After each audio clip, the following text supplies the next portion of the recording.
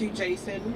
And I also see Congressman Davis that was able to attend today. So thank you so much for all of your support.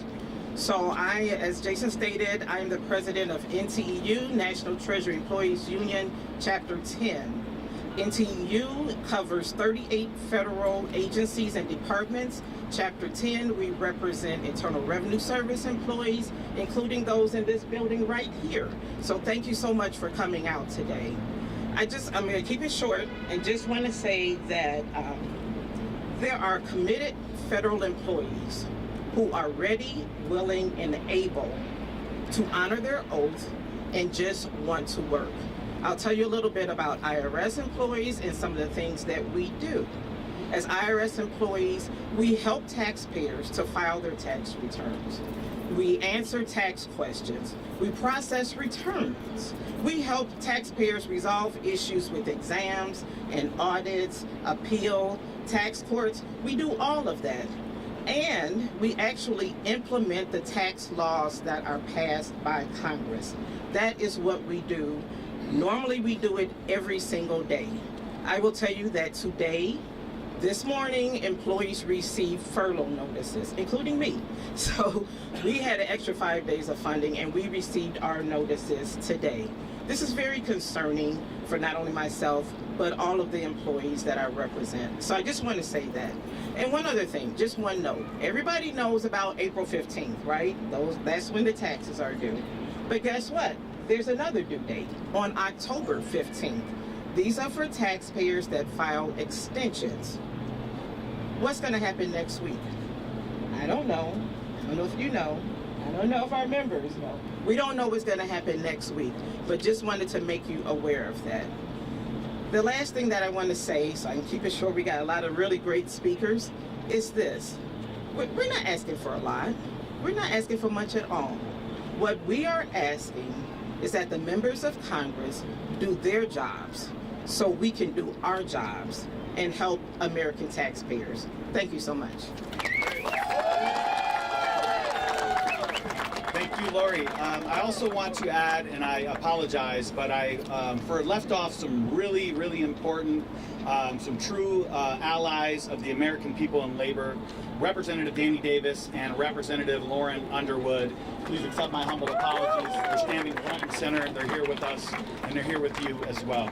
Our next speaker is Colin Smalley. He is the International Federation of Professional Technical Engineers President. Colin Smalley, thank you. All right, good morning. I'm Colin, C-O-L-I-N, last name Smalley, S-M-A-L-L-E-Y, and I am president of IFPTE Local 777. We represent workers at the U.S. Army Corps of Engineers in the building behind me. And I'm here as a public servant because I have a family legacy of this. I have a great-great-grandfather who worked for the Postal Service on the Railway Mail Service. I have a grandmother and a mother who are teachers, public teachers, and so public service is important to me. It's important to most of the members that I represent. We're here oftentimes making less than we could in other jobs in the private sector, but we're here to serve our communities. We're here because we believe in the concept of community. And this lapse in funding, this shutdown, is an escalation of a trend that already had started. We were already seeing this shutdown when they defunded the Department of Education, when they were defunding NIOSH that protects workers in every workplace from workplace hazards. We've been seeing this shutdown starting to boil, and now here we are at another place where they're making more illegal steps, making more threats of breaking the law again on the backs of federal workers, their families, and the communities they serve. And so this isn't just a shutdown, it is a power grab. That's what we're seeing. They're trying to replace the public good with private profit. And that's not democracy, that's corruption. We took an oath as federal employees to serve the Constitution of the United States, and we are standing together, many of us unpaid, but all of us unbroken. And it's because what we're fighting is not just about us, it's about our communities. We are protecting the public good from these power grabs. So what we're asking the American people and the members of Congress to do is to stand with workers who stand with their communities. Protect our services that we're here doing every day and defend our democracy, because we serve everyone, no matter who they are, not the powerful few. Thank you.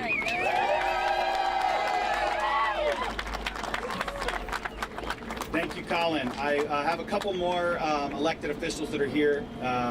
Hanover Park trustee Yasmin Bancoli, thank you for being here. And Cook County Commissioner Kevin Morrison is also in attendance, supporting federal workers and the American people.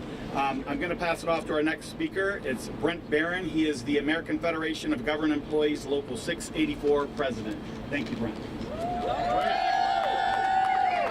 My name is Brent Barron, B-R-E-N-T, B-A-R-R-O-N. I am president of AFG Local 648, Jason. I worked in this building for 25 years on the 8th floor. My coworkers are up there looking down on me because we're required in my agency to continue working without pay, all right, without the knowledge of when they will be paid, okay? I'm also speaking as the national president of the National Council of Field Labor Locals. I represent the 7,000 employees who work for the U.S. Department of Labor outside of Washington, D.C., that work for OSHA, work for MSHA, work for the Bureau of Labor Statistics, work for Wage and Hour Division. So I'm speaking on behalf of two entities today, my local and my national union members. I want to read a statement to you. Nobody wins in a lapse of appropriation, whether you are still working as an accepted status employee with the knowledge you do not know when you will be get paid, but are still incurring expenses, are in a furlough status and do not know when you will get called back. On top of all the anxiety that federal employees are being put through right now, we now have the added threat of mass rifts and wholesale cutting and gutting of agencies and government programs. To add to all of this nonsense and chaos created by this current lapse, we now have the White House issuing leaked statements that call into question the very law that was passed in 2019 after the last major lapse in appropriation that lasted 35 days that guaranteed all furloughed employees would get paid. Well, now the White House is questioning whether or not that law applies now, putting doubts in the employees' heads about whether anyone who was furloughed will ever get paid after October 1st. This administration is clearly flying without a net and winging it as they go along, as they pursue this very dangerous path where there are no winners and there's only continuing anxiety, fear, and uncertainty of anyone's future with their respective agency or career. And the American public is left to figure out all of this on their own. As federal employees, we swore an oath to uphold and defend the Constitution, to serve the American people, meeting our agency's mission. Well, this is no way to run a government or provide those critical services to the people that we serve. Our elected leaders talk a good game about eliminating waste, fraud, and abuse. Well, this is nothing but waste, fraud, and abuse. Take it to the next level. I'm here to tell you I've worked for the government for over 35 years. This is the first time in my federal career I have been furloughed. I'm sitting at home without the understanding when I will go back to work. I'm with thousands of other federal workers sitting out here not knowing when we will go back to work. I also empathize with the people that are still working without the understanding of knowing when they will get paid. They're going to work, they're incurring expenses every day, not knowing how they're going to pay those bills. I'm calling on everybody to stand with the federal employees in this country and end this shutdown. Let's get back to work and do what we are supposed to do. Thank you very much and have a good day. All right.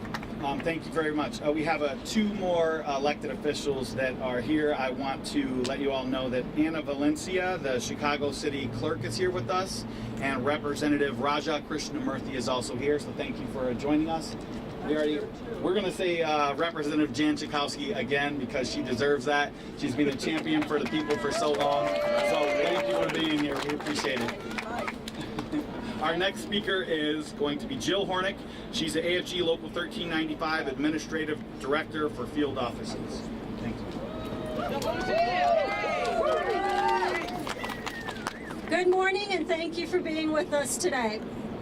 As the Administrative Director for AFGE Local 1395 for the field offices and the Teleservice Center here in downtown Chicago, our members and the employees in our bargaining unit represent an incredible amount of talent and caring and compassion, and they serve the American public day in and day out.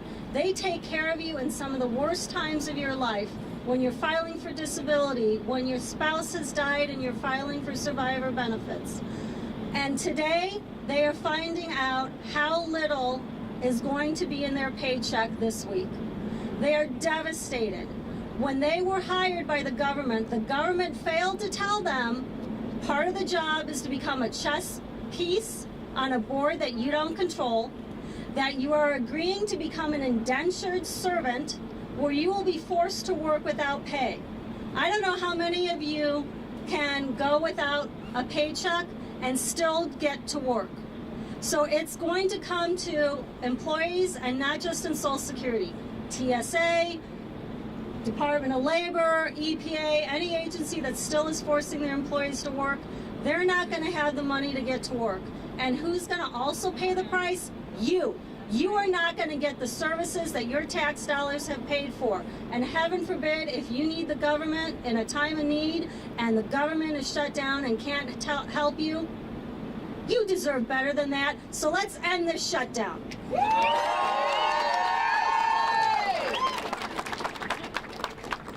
right, thank you, Jill.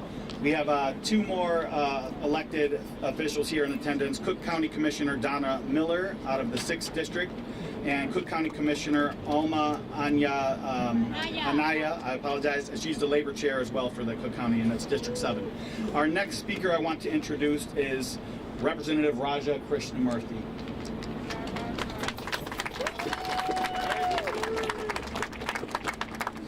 Thank you so much. First of all, hold the line and don't surrender. Are you with me? I want to say a big thank you to the unions. Look, they're getting hurt, but the American people are getting hurt as well. Veterans aren't getting their benefits. Parents aren't getting their child care. Cancer patients aren't even getting their clinical trials. And so while we are here in solidarity with unions, we're here, all of us, in solidarity with the American people. Second point, this particular shutdown is not it has not been done out of accident. This is not an accident. It is done out of choice.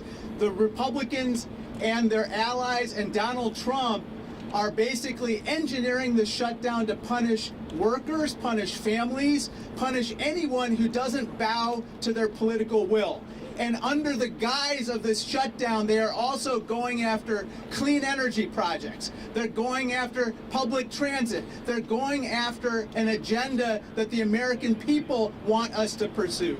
And so the third and final point is this, which is we are not going anywhere. We are not going to surrender. We're not going to bow to their political will. We're going to make sure that they're held accountable for what is happening. And that means it's time for the Republicans to come back to the table. Stop the hostage taking. Stop the games and do your jobs. The American people want their government open.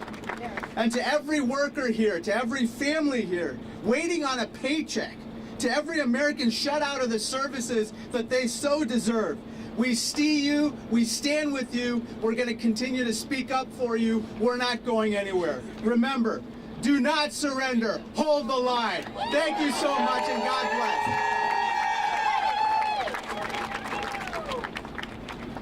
All right, thank you. Our next speaker is Representative Chuy Garcia. Good afternoon to all the federal workers that are assembled here rallying for an end to the shutdown. We knew when we got a glimpse of Project 2025 that Donald Trump and Russell Voigt's plan was to dismantle agencies that provide critical services to people from all walks of life all over the country. And the end result so far has been about 150,000 federal workers have been pressured to leave their employment and take offers, and it's disgraceful because you can't replace 150,000 experienced, seasoned workers who are committed to being good civil servants and think that nothing will happen. Today, the shutdown is the next phase of that dismantling of the federal workforce. We're here today as members of Congress, elected officials, other supporters who are here today to say that we want the government to reopen. And what we're saying is, let's sit down and have a bipartisan agreement. But at the same time, we say we leave no American behind and no one should lose their health care because you want to shut the government down and you want to cut the social safety net of our people across the country. And that's why we are here today, because this affects real people's livelihoods, people who live paycheck to paycheck, whether they work in Social Security, whether they work at TSA or the airports or our air traffic controllers, or whether they're food inspectors or EPA workers. All of them are important. And let's also remember one other thing. You know who got about $175 billion? The people that are terrorizing working families and communities like the ones that I represent in the United States Congress. Right now, I was looking at the sky to see if there were helicopters up there because I see them, my wife sees them, my grandson sees them each and every day in our backyard, hovering over us. That's not the America we know. We want America to be working. We want America to be prosperous. We want everyone to be cared for in our country, and that's why we're here today. The priorities are misplaced. That's why we say, let's sit down, have a bipartisan agreement, and reopen the government so that our working people and our civil servants can do their job and make America a better place for all. Thank you.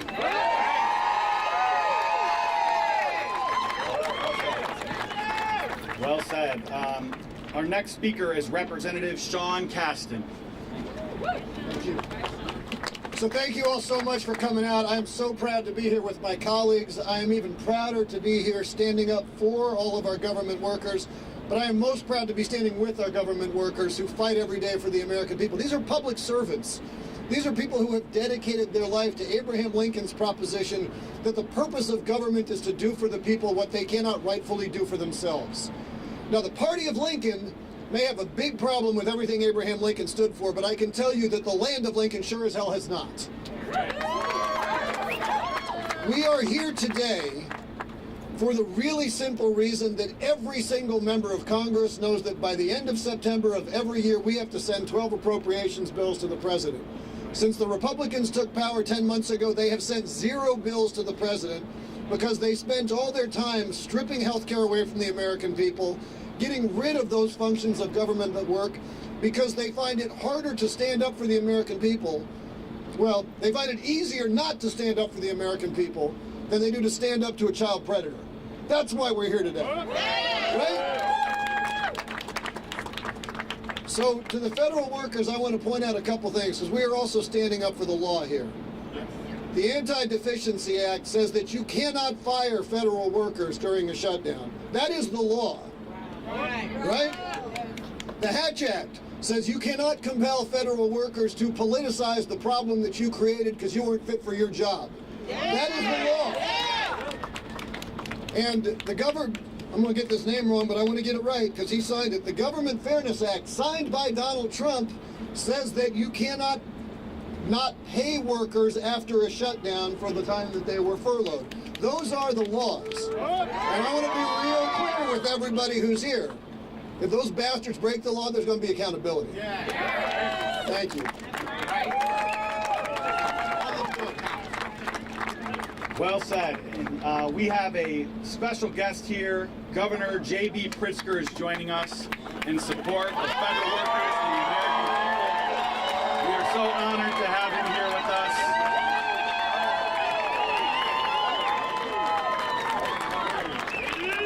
Governor Pritzker.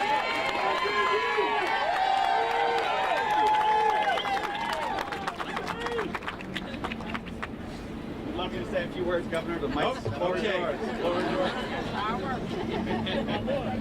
Well, I'd like to say it's good to see everybody, but the occasion here is not a good one. And I want to say to all of you, thank you. Thank you to all of you who are standing up and speaking out, especially in this moment when Donald Trump has not only closed the government, but also is threatening to take away your paychecks. So to AFGE, to Jason, to the leadership, and to all the members, we stand with you. Thank you. The state of Illinois stands with you. We believe that Donald Trump is doing this, we all know, to take away health care from people across this country. And because he wants to give a massive tax cut to the wealthiest people in the United States. What do we say? No! What do we say? No! Folks, we are going to be here standing up for the rights of working people across this state and across this nation until Donald Trump backs down. We know, he says, by the way, that he wrote a book called The Art of the Deal. We know he really didn't write it. But he says he's the greatest deal maker in history. Well, then he should step into the room and negotiate and give people back their health care. But finally, I just want to say thank you. Thank you to the working people of Illinois. Thank you to our government employees. Thank you to our federal government employees who are standing up and speaking out. We are with you. We're with you in this fight to the end. Thank you.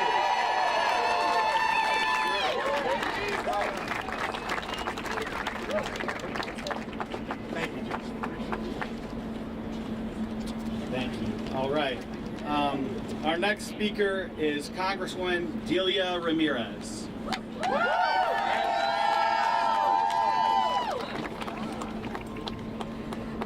Let's call it what it is. Republicans want us to be uninsured, they want us to be unhoused, and they want us to be unemployed. Over the last 9 months, Trump and Republicans in Congress have been very clear about their priorities and the pain that they're willing to inflict on the American people just to benefit their billionaire bosses. They have cut our health care, they are closing our hospitals, they are laying people off, they're stealing your bargaining rights, snatching our loved ones off the street, and driving our costs up. What part of that is golden age for the American people? None of it. None of it. And they're using federal workers as pawns for Donald Trump's political games. That is unacceptable. It is why we're here today. Federal workers have been attacked since day one, and they are the people who take care of our veterans. They are the people that take care of our seniors. They deliver our Social Security checks on time. They keep our food and water safe, and they protect us at airports and from natural disasters. So let's be very clear. Working families deserve better. We demand better in this precise moment. You deserve a budget that defends health care, not cuts it. You deserve a government that protects science, safety, and public health. We have to stop the lawless impoundment of congressional appropriated funds and return the funding of essential programs. And look, let's be very clear. Donald Trump, Noam, Hexas, and all those criminals in office, they want to use their power to try to break our spirit. But here with federal workers, here in the city of Chicago, in our downtown, we know something very clear.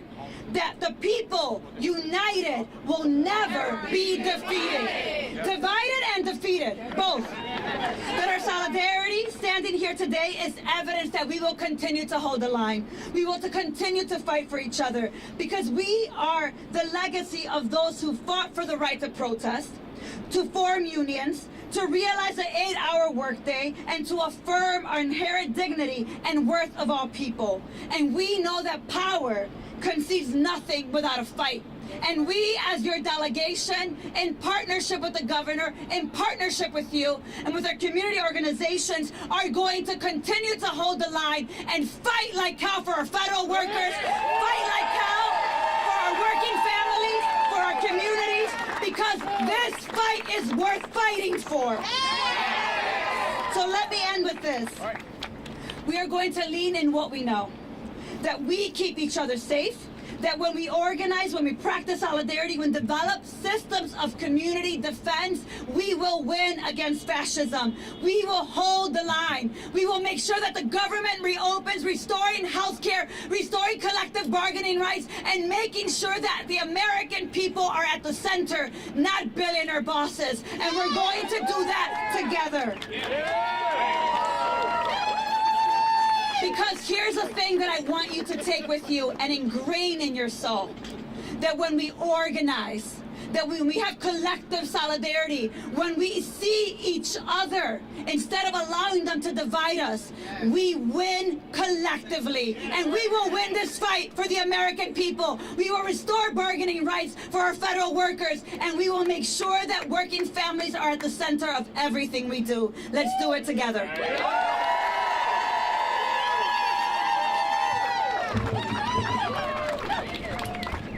Right. Well, very well said.